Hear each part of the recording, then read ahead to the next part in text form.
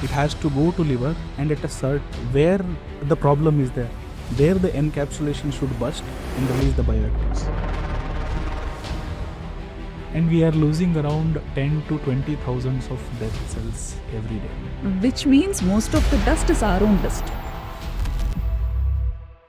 These emulsifiers or surfactants acts like a bridge between water and oil, but this will not stay for longer time.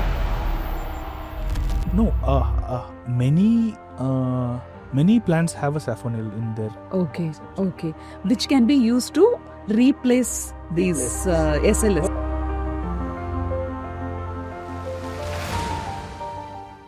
Welcome to the Life Grits conversation. Today, the conversation is going to be very sciencey. I would recommend take a note, take a pen, because our guest is a very nerdy one. Mr. Raghottam Katti. Chemistry is his education, also his passion. He has worked in Indian Institute of Sciences on various products, and his passion led him to understand the labels and the products or the ingredients that we use on a day-to-day basis. Skincare and hair care, starting from toothpaste to our shampoos to a mouthwash and so many things. And that's an amazing day-to-day wellness that we also look for. Always we keep searching for something good that will make my skin better, hair better. But at the same time, we always have a fear of, is it good? Is it doing good to me? Let's understand, let's have a free-flow conversation with Raghottam Katti, understand some basics about the ingredients used in these products, and then let's take our conscious, mindful choices. Welcome, Raghottam. Thank you. Very happy to have you. People should see the way you prepared for this conversation. There's a bunch of papers that thank you so much for your effort, and thanks for your time to come here and share your knowledge on the perspective of chemistry towards our skin care and hair care. Right. Can you please introduce yourself? Thank you for inviting me for this podcast. I'm really glad that I'm doing this first time. So, yeah. My name is Raghottam. So, I have studied chemistry, botany and biotechnology in my graduation. Okay. So, after that, I got interested into chemistry. Okay. So, I have after that, I completed my master's in chemistry. Then I joined IISc as a project assistant. So, there I worked on silicon cells, like silicon solar cells. Okay. So, the entire project was on polycrystalline silicon solar cells on flexible materials, actually. Okay. So this is grown by, there is a machine called chemical vapor deposition. Okay, it sounds very geeky for us. Yeah. Not that complicated. So the chemical vapor deposition is something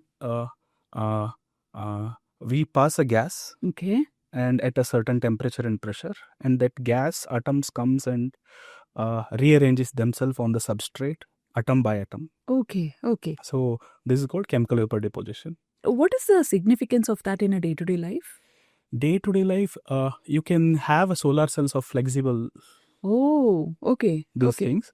And the solar cells, what we have right now, these are all like a single crystal silicon wafers. Okay. They are brittle and they are very delicate to handle. Mm-hmm. And they are very thick. They are around 300 to 500 microns. Okay. Micron is 10⁻⁶. Yeah. Okay. So is that.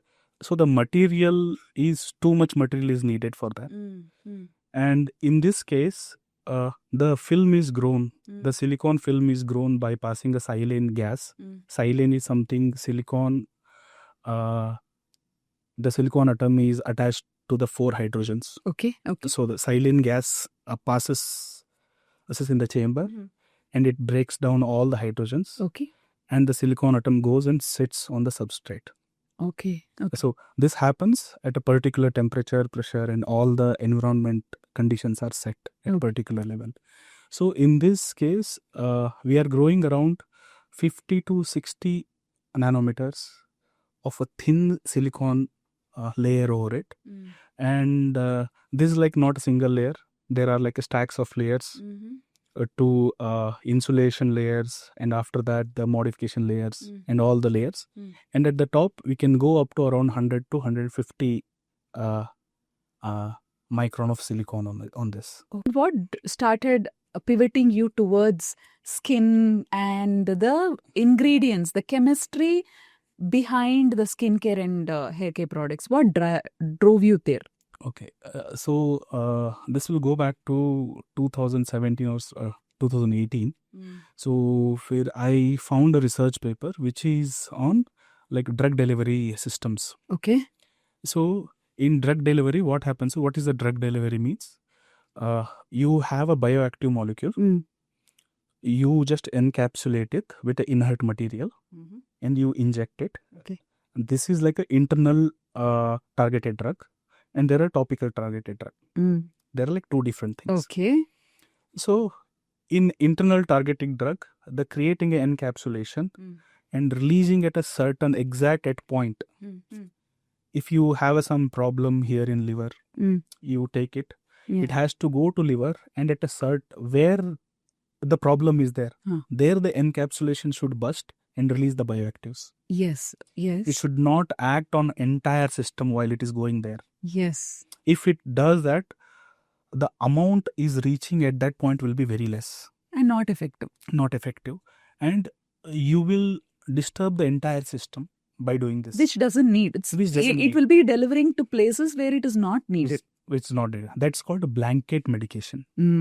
So you just flush it. Okay. Flush it with the medicine.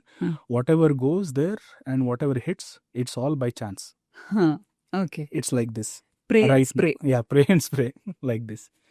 So in the targeting drug medicines, the most difficult thing is creating this encapsulation, and in topical application, creating a carrier system. Okay. Okay. So the carrier system. So if I look into all the carrier system, the most of the carrier systems are again the surfactants, emulsifiers, in all these things. These are all like naturally derived materials modified with the chemicals to create a certain functions. Okay. Got it. So I am just explaining in a general way. Yeah, we'll go deeper. Then we'll go deeper. Yes. So this is the thing. So they have a one bioactive molecule. They want to penetrate through the epidermis. Okay.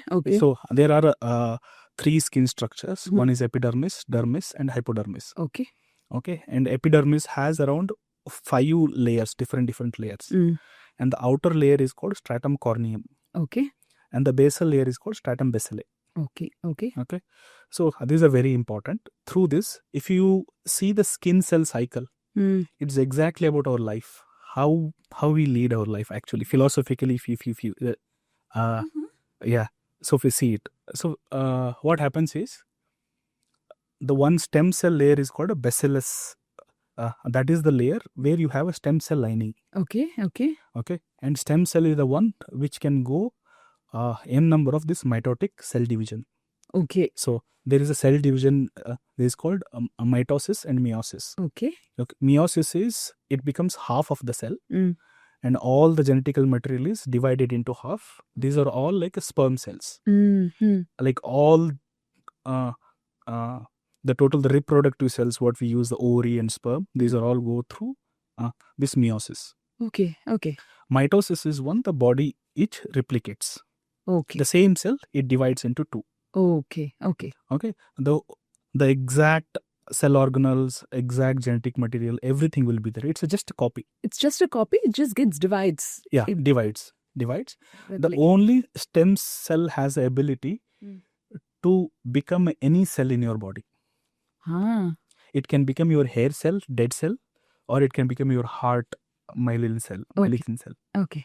So like this, there that stem lining is there in our skin. So that is called stratum basilae. Okay. From there, the cell divides, and the new cell arises from there. Okay. It is just like a baby. Okay. As baby grows, all the things comes adding into it. Okay. So this cell start with a slightly keratin protein in it, and slight melanocytes are there, which are producing melanin, the pigment, the skin color. The color of the skin. And melanin has a very interesting story. We will touch it upon. Yes. So for the melanocytes, transfer something called melanosomes. Mm-hmm. The melanosomes are the one, they are called as a kitchen of melanin. Actually, Okay. there is the melanin production is happening. Okay. So these melanosomes are transferred to other new cells to make it pigmented, to give the cell color. Okay. So So that is why it can be manipulated. yeah, it can be. Yeah, Okay. that I'll touch it. Yes. It's very interesting. So this cell takes this keratin protein and melanin. It goes to the next layer. Mm-hmm. Next layer. There you will form like certain granules will form, Mm-hmm. or the these keratin protein starts to pile up inside the cell. Okay. So as it goes, it has to elongate. Okay. The Has to elasticity. yes. So it has to elongate, and as it goes up, there is below the corneocyte there is something called stratum lucidum. Okay. Okay. So this is the cell where our skin cell dies. Actually, so this is how the child grows and becomes adult. He earns a lot of money, wealth, everything. He collects, and he uses that money and everything to protect his younger cells. They are beneath there. Oh. So these are melanin and all the keratin. It's all The resources, the money, what? Just the resources what we are collecting right now. Right. Like this. So it will collect everything, and it will go up and up. At the granulosome, stratum granulosome, after the stratum granulosome, this start to disintegrate its nucleus. It is like self-suicide it is. Okay. It's It like destructs. It destructs everything. It uses all the material available. It makes into lipid. Oh. That converts into lipid. Okay. Lipids are mixtures of like ceramides, fatty acids, and all the things. All that, it is the cell destructed itself. It suctions itself, and it produces in a larger amount.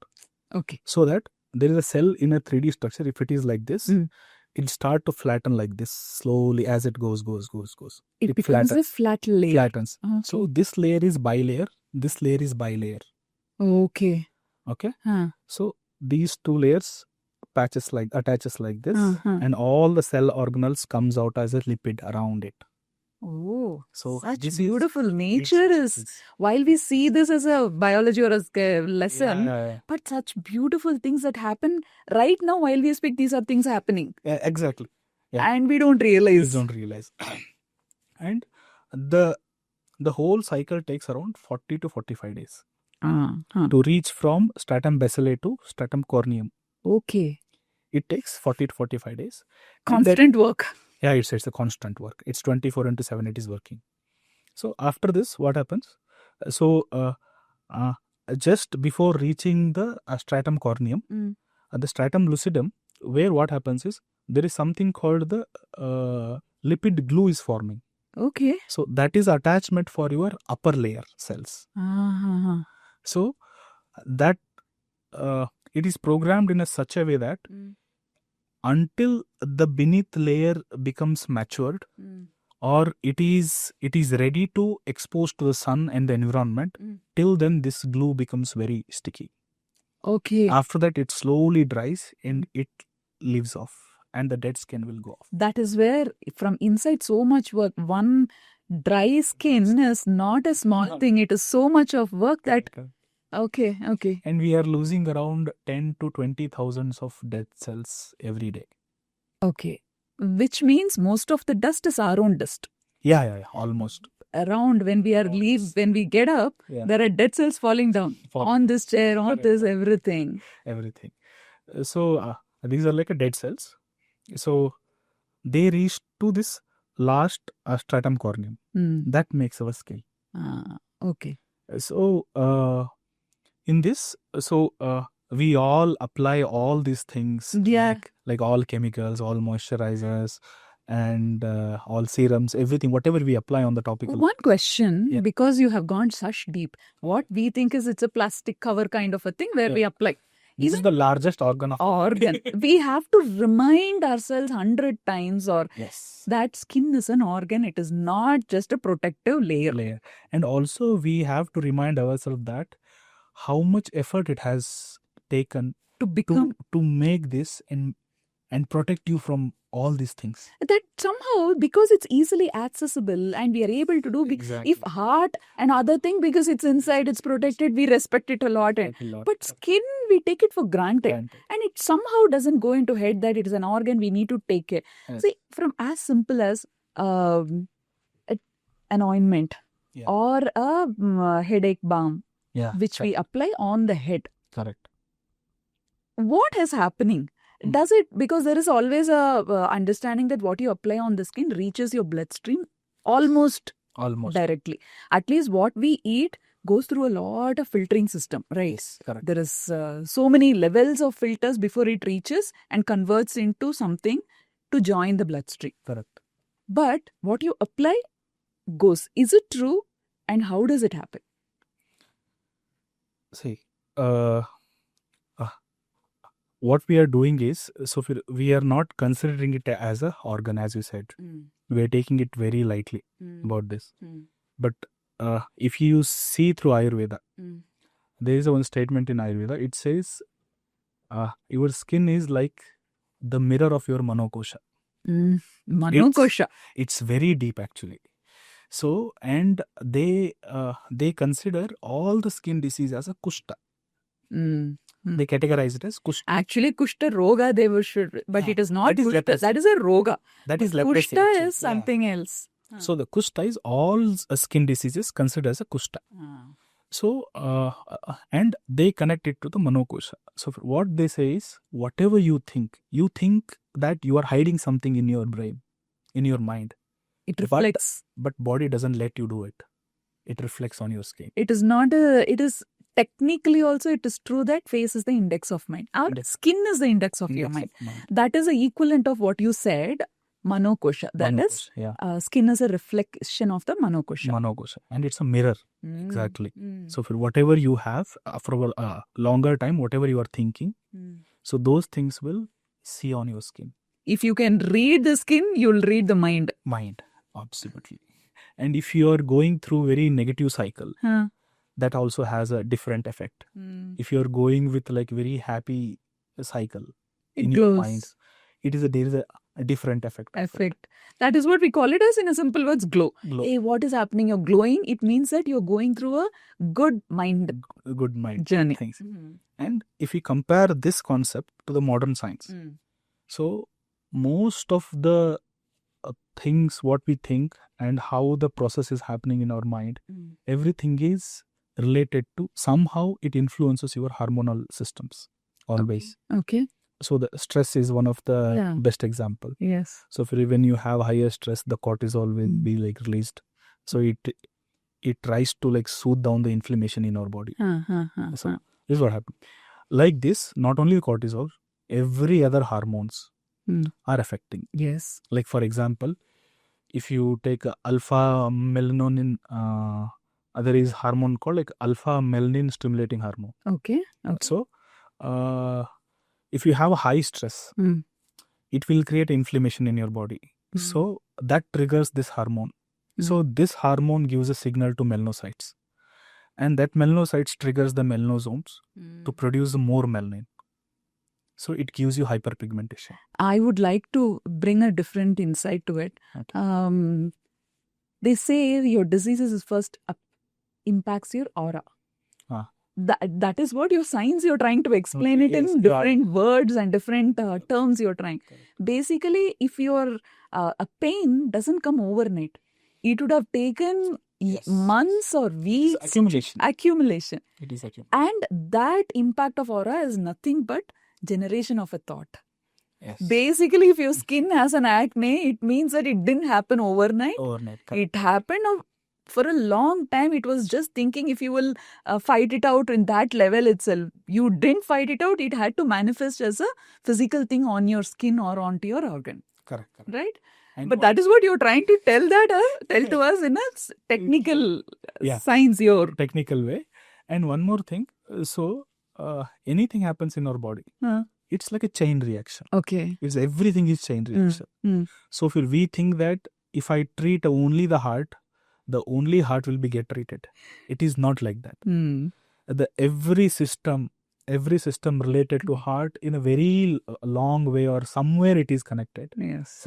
And this complexity, understanding this complexity is very, very tough. That is where TZM comes, no? The traditional Chinese medicine where they have meridians. You press here, something is happening internally. It is like a switch. It's just not a press here. Press here, yeah. It is not a small massage that I do. This palm is equal to something else inside my body. Coming back to the question that I had, what is happening when I apply the balm on my skin? Okay. The bloodstream thing. I would like to understand, is it a myth or is it truth? It is both actually. Okay. So the thing is that there are certain surfactants and emulsifiers. These are the carriers. Okay. These are the molecules which help your bioactives to get inside your skin. Okay. Because the outer layer is really hard to crack. Okay. So there is like outer layer, what I told you, when the a cell is maturing from the basal layer to the corneocyte, there is so many changes are happening, and the lipid layer has formed at the end. Which is this? This is this, which is hydrophobic in nature because that repels water. That's why we are treat this as a plastic cover. Okay. So just for a thing, hydrophilic is water friendly. Hydrophobic is repelling water. And our skin is generally hydrophobic. And in this bilayer, there are a structure of like hydrophilic and hydrophobic. Both are there. Are there. It is a mixture actually. Okay. So there are some molecules which have a tendency of absorbing water. Some are repelling. They are in a complex structure. Okay. So this makes it. And coming back to your question, how it goes inside. So there are two cells like this, and between the two cells there is a lipid. Okay. This is called lipid cementing. Okay. This is like a bricks. Okay. That's the cells a glue like kind of a thing. Yeah. Exactly. Cementing. So the glue kind of a thing. And there are 3 pathways to penetrate your skin. Okay. One is a hair route. Okay. From there you can go inside. Another is at the lipid layer between the cells. And third is through the cell. Through the cell itself? Yeah, through the cell. Okay. So if you see which has a more area to get inside? I would guess cells. Cells? More than cells, root. There is a lipid thing. Okay. The cementing part. Why is cells are very small. Right. Okay. So, and the surface area around the cell is very high because of its size. Okay. When you say miscible, that is a base foundation for micellar water, which is very commonly today used for. That is a micellar is again the same structure, A, B, C. Okay. Is the same structure. So, So, this is the basis for all these things. So, now, you have this oil-loving part. Yes. Okay. And you have this water-loving part. And first, the oil-loving part will attach to your lipids. Okay. Because it is also like oil. Yes. So, they will try to dissolve it and it will get attached to the oil. Okay. Oil pores. Oil from the sebum oil, which is released from the sebaceous glands. Sweats. Sweats also have a certain amount of oil and water. Both it has. So, that portion and the lipids. It all attached to that. And now, A is here, B is in the middle, and C is dangling outside. Okay. Now you put a water. The water dissolving part will takes everything out. Okay. So, and that's how the cleansing works. So the micellar forms are like this only. They take a little of water, they mix with emulsifier, they put it in water, the whole system. Now the oil is in the center and all the hydrophobics are revolving around like this. That is called micelle. Micellar cells. Okay. So this is also like surfactant property. But tell me one thing again. Sorry, I'm just going back to the same question. When I apply a ointment or a cream or even as simple as one headache balm. Okay. Okay, something which I apply here or apply somewhere. Anything, the spraying thing. Does it travel to my blood? That depends upon how strong the carrier system you have, the penetration system you have. So are you saying that if it is a basic, some petroleum jelly kind of a thing that is being applied, those things won't penetrate. Won't penetrate at all. Won't penetrate. They are called occlusives. Okay. Occlusives are one, they only just sit on your skin. They just fill the gaps in between. They just protect from transepidermal water loss. Okay. Like the water evaporation, it is resisting it. It doesn't reach the bloodstream. Whatever you apply on your skin reaches the bloodstream depends on what kind of materials and the carrier system you are carrying. In this carrier system is basically made up of the surfactant. Okay. So the surfactant, you are using it to stabilize the surfactant. There are hundreds of compounds you need because it is unstable system. Okay. Because you are trying to mix two immiscible things. You are trying to reduce the surface tension between the two. So when there is a less surface tension, then there is a miscibility happens. So what happens is these emulsifiers or surfactants acts like a bridge between water and oil. But this will not stay for longer time. Okay. So you have to make it stable. Okay. So for that, you need some hundreds of compounds to make it stable, stay for longer time, increase their stability. And hence the ingredient lists normal products are always like one paragraph. At least 30 to 40 things. By the time we read, okay, chalo, let me buy it and kind. Bringing, so yours, the ultimate summary is of this one is, not everything goes inside. It is a myth. But at the same time, if it has a surfactant kind of a ingredient in it, it will definitely go. And most of the products have it. And now we will come to the product level conversation. See, nobody goes so much deeper unless it's a passion that the skin has so many layers. Yes. Nobody understands it. Generally, all I need is a great skin and a good hair. Yeah, correct. And skin also is different quality when it comes to the skin quality on my body versus the skin on my face. And even in my face, the quality of my skin on my lip and under eye are different. Completely different. My forehead skin is different. My chin is a thing different. What I have, my skin on my palms are different. Soles are different. So today it has all become targeted.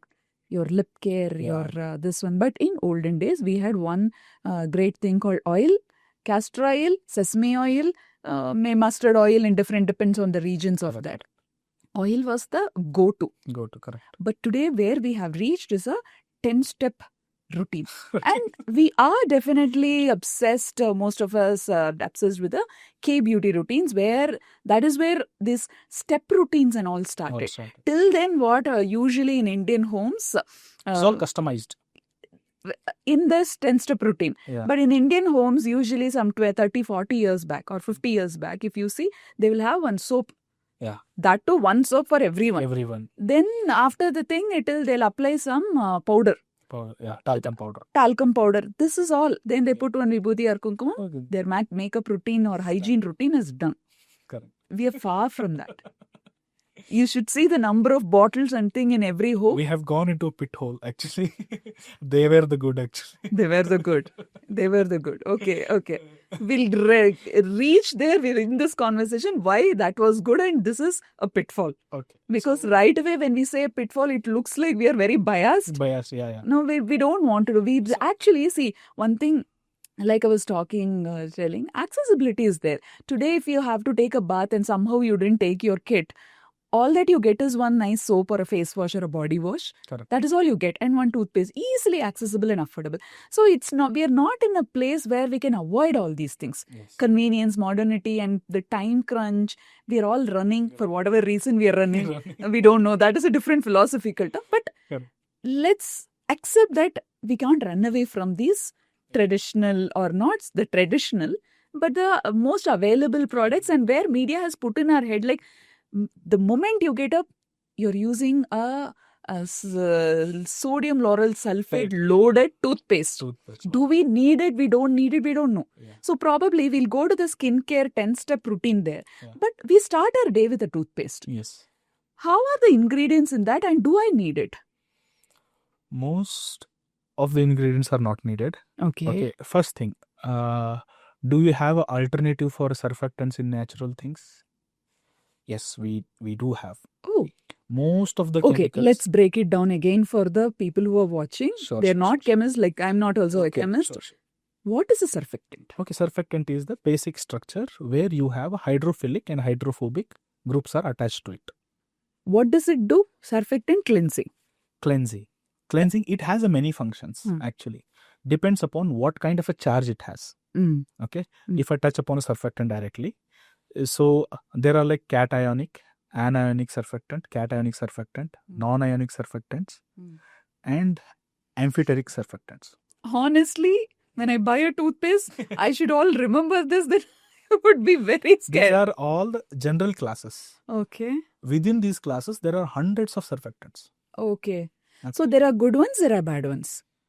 Yeah, that depends upon how you make the concentration. See, for a normal human being who doesn't have the 10-step and all, but still who are thinking that I am safe, I don't use any makeup, I don't use anything, they're also in trouble. Using it. They are also using the same ingredient. Yeah, it's like only in with different concentration. So when you're waking up to a toothpaste, you're exposed to synthetics. That is what I was trying to. So even if somebody is saying, I never use thing, hello, are you brushing? So there is something that you're doing against what your body needs. That is also. Yeah, so people are sucrose, which is, again, it's a sugar thing. Sugar thing. This particular brand I took because this is commonly used. I'm not naming it. But this is one thing which we are all using it, and there is sugar. And every toothpaste has this. Every toothpaste has it. Toothpaste has it. Maybe some in lower concentration, some in higher concentration, some with a different functionality. For gums, people are making a toothpaste like a healthy gums for healthy gums. They have a different concentration, different functionality of groups. This was interesting. You said we can replace this SLS, which is the core, which is the hero of toothpaste. Yeah.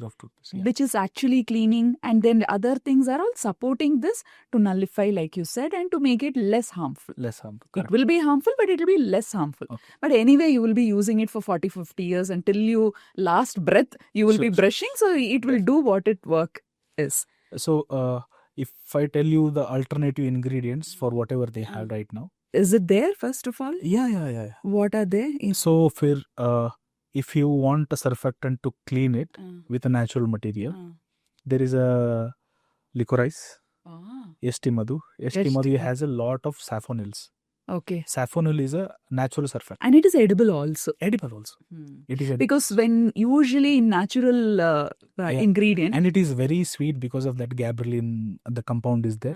That gives you like a sucrose sweetness. And it is much more sweeter than your sugar, real sugar. People think when it comes to surfactant, the natural alternative is only saponins, which is soap nuts. But licorice is also a saponin.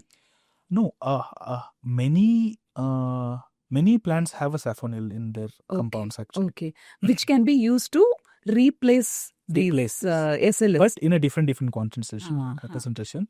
And in soap nut, it has a very high amount of saponins. Which is good for skin and your hair, that kind. But in your mouth, licorice would be better. Okay. So any tooth powder which has licorice will give you the same cleansing ability of water. The smoothing effect. Okay. Those things it will give. Okay. And it is helpful for your gum also and for your bacteria also. Brilliant. So the licorice is one. You can use a neem leaf powder. That is antibacterial again. The same the antibacterial things what they are using it. Those things you can replace it with neem powder. Just one neem. One neem. There are like 3-4 ingredient list you read actually. So replace all these things with the neem. One. If you want like an abrasion kind of a cleaning with silica, the silica thing what they are doing. Yes, there is silica. Yes. Silica. You can use wood powder. wood powder, and there are Or a different charcoal herbal powders are there. Charcoal powder is also good. So Literally, we have given the ingredients to make a tooth powder. Yeah. If people are smart, they should just take Yeah. note down, know this, and can make a tooth powder out Can of make this, tooth powder. so that they don't start injecting. Because little by bit, maybe we are just using a pea-sized toothpaste, Yes, correct. but that will have an impact, no? Impact. Yeah. It has a very huge impact on many things. Because we are consistently using. Normal people, lazy people will use at least once. They're actually doing good for your body by being lazy, not brushing twice. People who are very consistent brushing twice are doing twice the harm to the body by putting that. Putting this. And are you saying no toothpaste is there on this earth, which is accessible, what normally people are doing, that doesn't have SLS? They have other compounds which acts as SLS. Just the name is different. Sodium lauryl sulfate, and the sulfate group is one causing all the problem. Okay, so what happens is the lauryl part comes from a coconut oil or a palm oil. Okay. That is called lauric acid. Okay. In coconut, there are around 20 to 25 different fatty acids. In every oil, 20 to 25 like different fatty acids are there. And lauryl is a carbon 12, I think. So the 12 carbons are there. And it's a short chain saturated fatty acid. Okay. In saturated fatty acid means there are no double bonds and triple bonds. This is chemistry lesson, people. Yeah. So if you have a double bond and triple bond, then it is called unsaturated fatty acid. Okay. So there is still area to make it saturate. Okay. If you break the bond, you can add one more hydrogen to it. Okay. Is saturated good for me, unsaturated good for me? Both are good for you. Okay. Both are needed. Okay. But during this preparation of this SLS, what they do is they take a lauric acid from the coconut. Okay. And you need some chemical reactions to happen to take it out, because it has to get precipitate and you have to get it out. Okay. Because of this is a saturated fatty acid, when you keep any coconut oil like this, it will become freezed, it will become solid.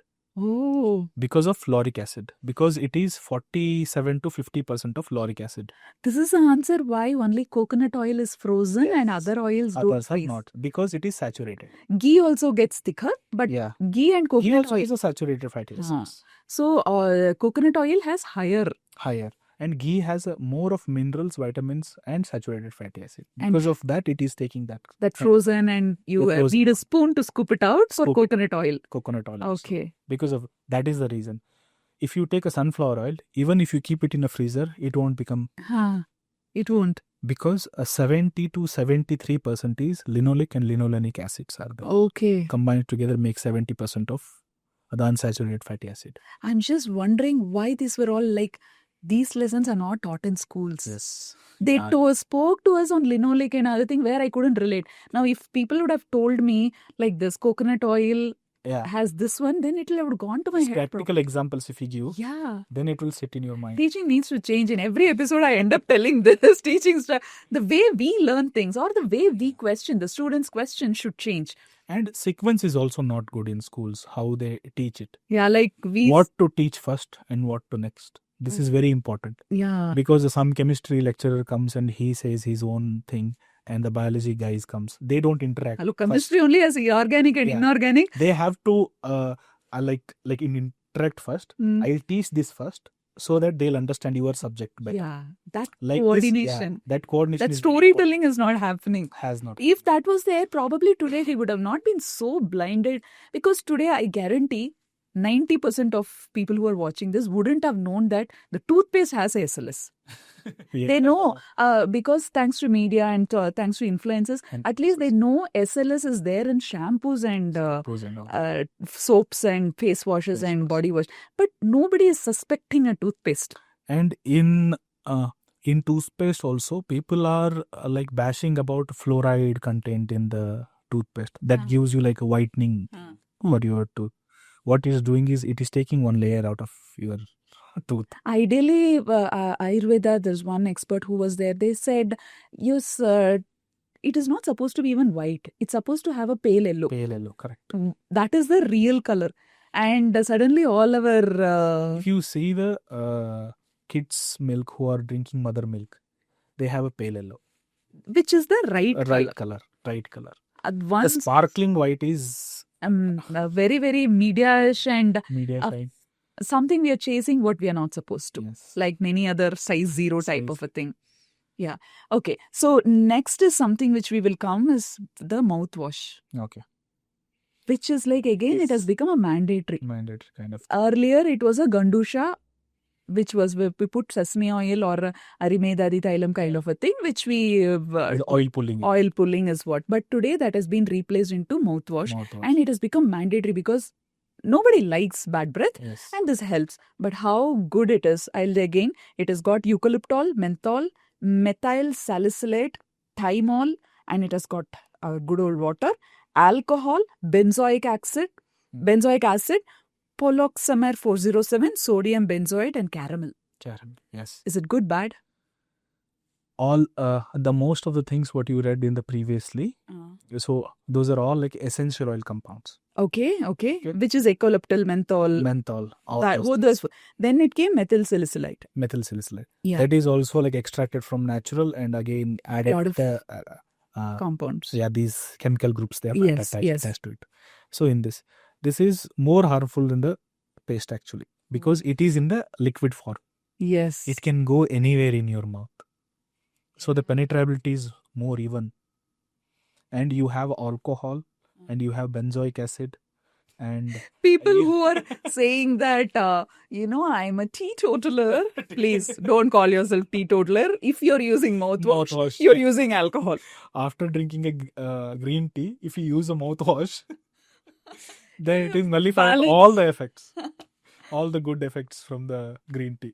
We thought it just gives us a good breath, the mouthwash, and it has actually become mandatory for a good breath. You can just rely on a cardamom or just for a clove. Clove is the best one. And it is actually good for your dental thing.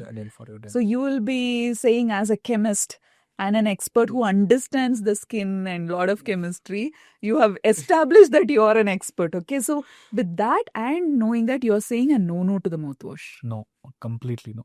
Paste is okay for a certain extent. Okay. Mouthwash is no. A complete no. Complete no. Oh, because okay. It also affects the total bacterial flora in your mouth. It kills blanketly because these things are very important. And there are some bacteria which are giving you this bad breath. So they are releasing some kind of a gas called hydrogen sulfide. Okay. So that is producing. Okay. Because of that, smell is coming out. And those bacterial excretes are coming out. So that is also creating this. And there is a so these are body's way of pushing out the toxins. Toxins, correct. Because of that, if you sleep in the night, the morning, all the these toxins are coming from your gut and through this esophagus and it has done so much work to come out. Yeah, depositing on your tongue. That's why when you open your mouth in the morning, it looks white. Okay. White is a toxins. Okay. Whatever toxins you are putting since in the morning, the previous when you sleep in the night, it starts to take out everything. And it comes with a capillary effect. That is called capillary effect.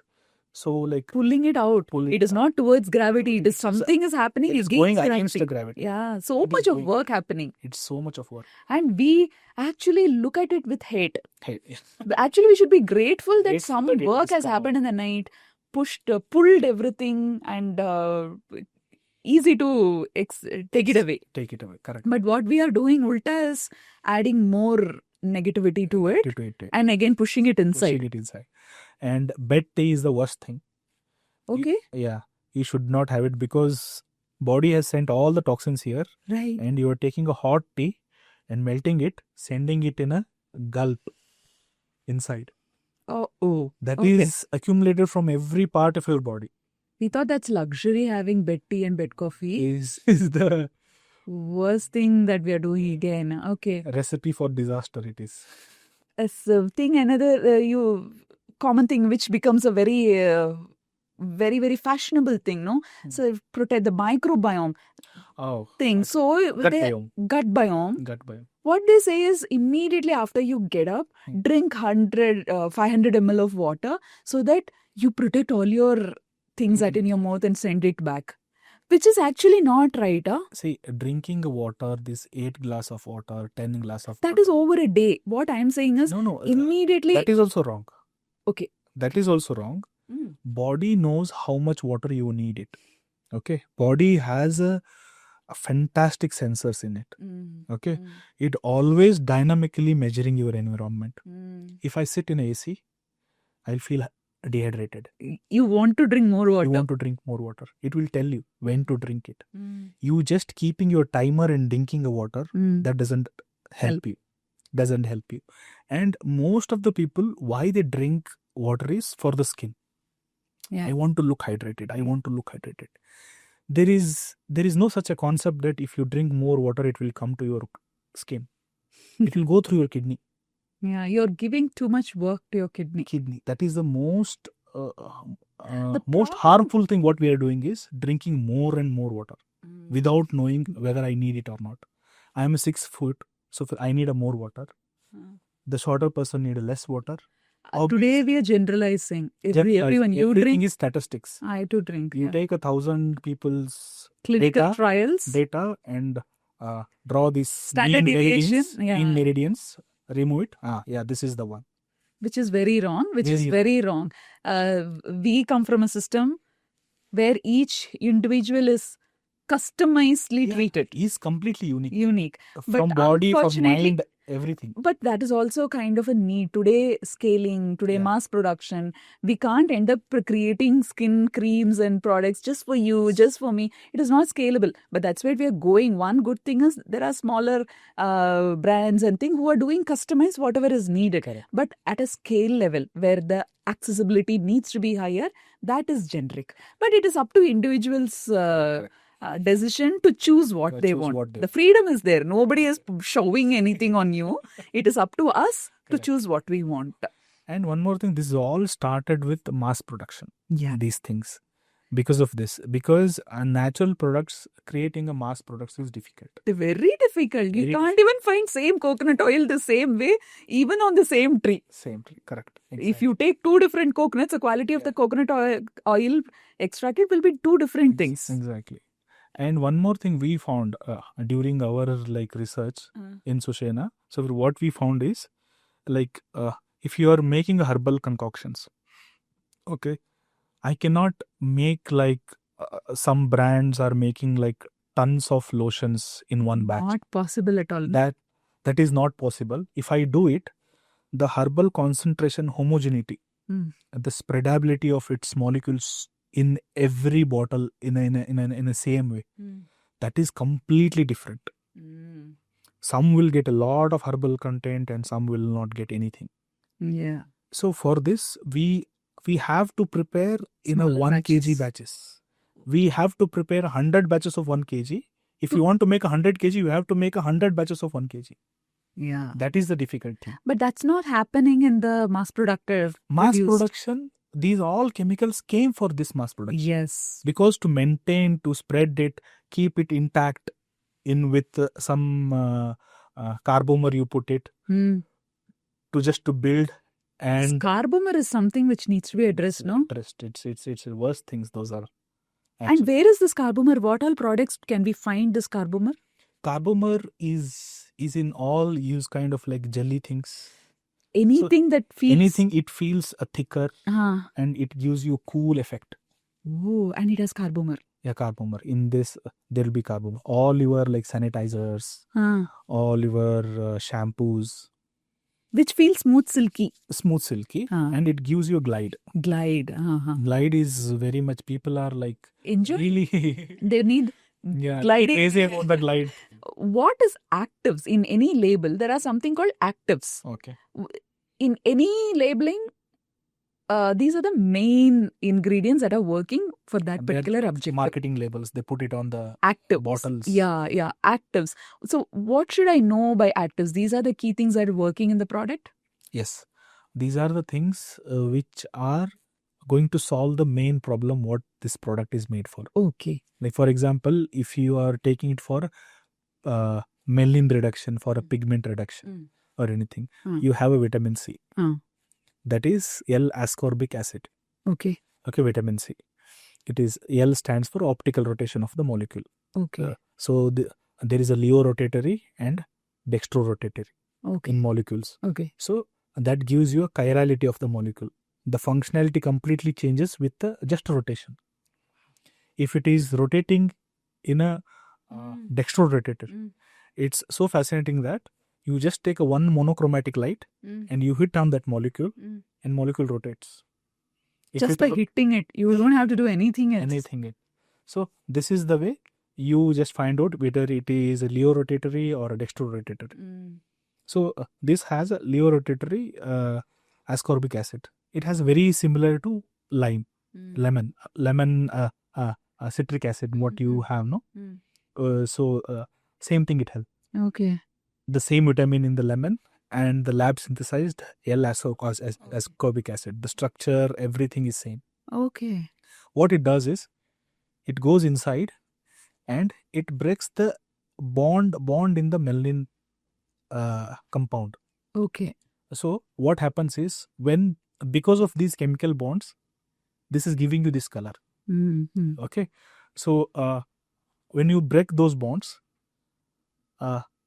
the light reflection will change. Because now it is black. Black means it is absorbing all the colors. That's why it is looking black. Now there is one bond is broken. So now it starts to reflect some other color. Some other color. Okay. So C vitamin, what it does is, it breaks the melanin. Okay. So now you looks like there is a melanin inside, but it is colorless now. That's why you look, bright, mark has gone now. Wow. Okay. But melanin is producing. Still the problem is there. It's only hidden from your eye. Because it's not absorbed. If you do it for a longer time, that broken melanin start to store in your skins. Which that will will also give you impact. So it's better to have that melisma, whatever they call that pigments. It's better to have it and naturally go. And maybe use any natural alternatives. The other thing we also come across is barrier repairing products. What are these barrier repairing products? So barrier repairing products are, there is something called natural moisturizing factor in our skin. So this is a natural moisturizing factor, means these are natural humectants present in your body. Body produces these things, like ceramides. I have that also in less photo ceramide, because today everything is ceramide powered, things like that. Ceramide power. Ceramide is also, if you see chemically, there is again two non-polar ends attached to a polar end. It's all same. All are made up of fatty acids. Again, oil. Okay. We have a different names for this because of the functional groups attached to it. Okay. Other than it is all fatty acid. So you're saying your skin can handle sun. So how suntan happens? This is a really fascinating process. How you become dark when you come from Goa is because your skin is intelligent. What happens is, when the light rays hits on your skin, there is a temperature rise. Okay, temperature rises, and then the alpha melanocyte like stimulating hormones are like triggered in the melanocytes. So it will say there is a lot of heat is coming. Come on, start working. So it will start creating the melanin and everything. That's why just when you go in the sun, you won't feel tanned. You look just red. Yes. Redness is inflammation because of the heat. Because of that, the body has become inflamed. It looks red because the redness comes from the blood vessels. They become diluted. That's why the diluted blood vessels gives you a color of a blood inside red. Okay. That's why when you have a pimple, there's inflammation. That's why it looks red. Pinkish. Pinkish is a color of your blood. Oh. It is with some filters on it. Okay. Like a skin is a translucent now. So now it is like opaque. Or kind of like, no, it's transparent now. Yeah. Translucent. Yeah. translucent now. So because of that, you are seeing the blood color. Okay. That's why it looks pink. Okay. Okay. So when it looks pink and when it is get heated, then melanin starts to stimulate. After next day, you see a tan. Because to nullify all that inflammation and everything, all the free radicals, whatever they have, it has completely produced because of the light, it has to nullify it. Okay. Maybe it sends the melanins there and it becomes tan. Tan. Okay. Okay. So yes. So now I really get the point that we don't need a sunscreen. But still, for people who are paranoid about, no, I don't want to get pigmented, I don't want to become darker when I come from Goa, then what do we do? A best thing, there is a best practice in Ayurveda. It's called Abhyanga. Oil. Oil. Abhyanga is the best thing. Which oil? Which oil? Black sesame is used traditionally, actually. But it doesn't smell so cool. Yeah, so cool. Yeah, but for cool things, we have prepared one Abhyanga oil actually. Okay. So in this oil. So basically, what you're saying is some oil is good than these creams. Absolutely. Okay. So that is the reason why in those good old days, our farmers were applying oil and then going to the farms. Because it protects. They know there will be harm with the sun's rays. There will be harmful rays and there will be good rays. But this layer of oiling and head is always slathered with oil. Your scalp is full of oil. Your hair is full of oil. It was doing a lot of protective job. Correct. And we moved away from no oiling to creams and other things where we are literally putting synthetic and harmful stuff inside in the skin, which may or may not go inside. But you actually clarified that most of the product have the surfactant which will end up going into the bloodstream. It will. Without any filter, because the way today formulations are, if you even right now, I think we took only 3 or 4. I have a huge list, but most of the products are formulated in such a way that it will reach the bloodstream. It will reach. Almost it will reach. Okay, there are no exceptions. No exceptions. Most of the products that you have seen, sunscreens has a more possibility to go into the sunscreen. Because moisturizer will go definitely because it will have everything. Almost the day-to-day products that we buy will go into the thing. I have one very interesting product which is 50 grams of that product. It's a moisturizer. Okay, and it costs 60,000. Oh my God! 50 grams of product. And again, I have gold. I'm going to read. It's again long. We may edit that. Okay. But this product is... Just can I read it? Yes, you can read this. It is a really long. We may edit the list of it. Yeah, and that's why. Okay. Or I can just show the screenshot of the ingredients. It's okay. I can read it. Aqua is the one. Glycerin. Vanilla. There are at least 100 ingredients in it. Squanil and cocoa caprylic or caprylate, butyl glucose, canola oil, citral alcohol, camellia seed oil, dimethicone, hydrogenated polydecane. Oh, babra. This is 60,000 for 50 grams. There is a jojoba oil, and there is a cetyl alcohol, photocitral canol glycerides, limonene alba, seed oil again, seed extract, vanilla planifolia fruit extracts, licorice extract, sorbitol, phenoxyethanol, ammonium acryl dimethyl laureate, copolymers, glyceryl stearate, PEG 100 stearate, tocopherol acetate, stearyl glucoside. Yeah, almost all the ingredients present in the market are there. Are there in this? Now, what I want to know from you is, what is this going to do to my... It's a face cream. Yes. It's a moisturizer.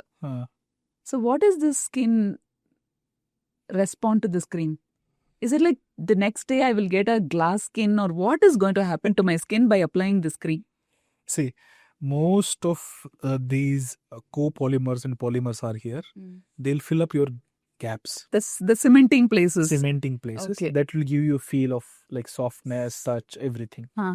Okay, you have to apply it every time. Forever, lifetime, I have to apply. You have to If once I stop, again my it will be cracked. Okay. And to support that, you have a xanthan gum.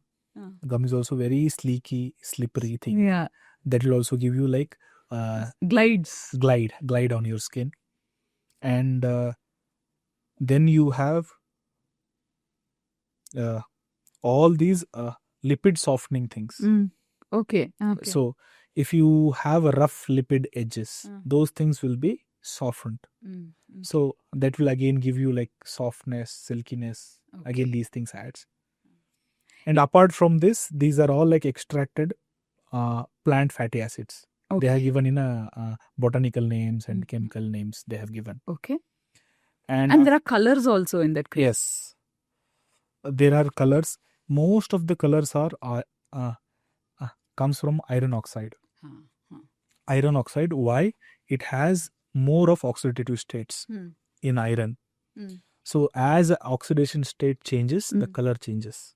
Okay. So you have 3 main colors in the iron. One is red, that is a rust. What you get, that is a red. That's why our blood is also red, because there is iron.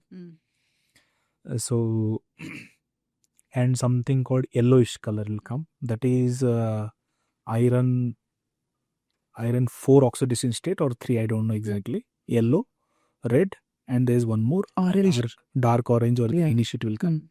That thing. So the combining these 3, they create hundreds of shades. It's a very simple thing actually.